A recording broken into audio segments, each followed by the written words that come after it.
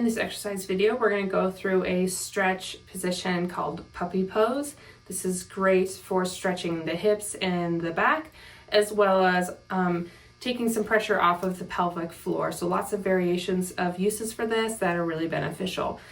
So it's very similar to child's pose, but we're going to be keeping our bottom up in the air instead of rocking back. So to start off with, you're going to get into hands and knees position.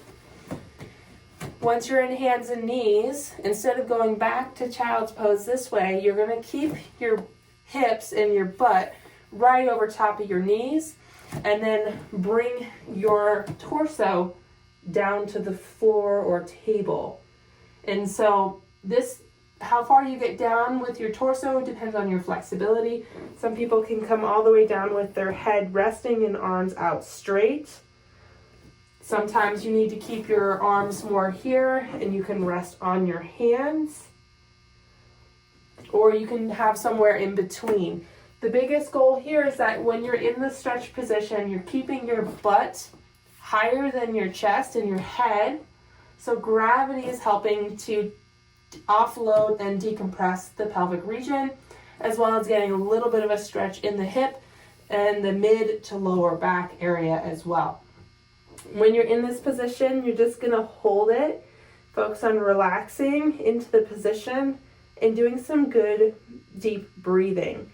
So you are going to follow your instructions from your physical therapist on how exactly to do your breathing, whether you need to do belly breathing or a 360 breath.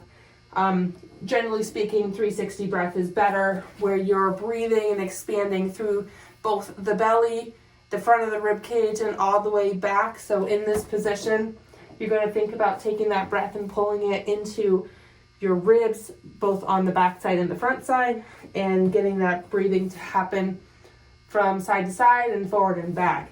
So you're in the position and you're going to do some good 360 breathing or belly breathing. And so in through the nose, out through the mouth,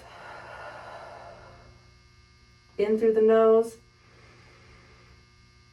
out through the mouth, and thinking about pulling that breath into either the belly or the rib cage, or a little bit of both, depending on the instructions from your physical therapist.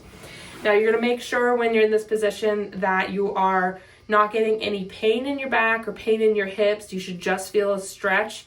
So if you are having pain in these positions, then reach out to your physical therapist for modifications.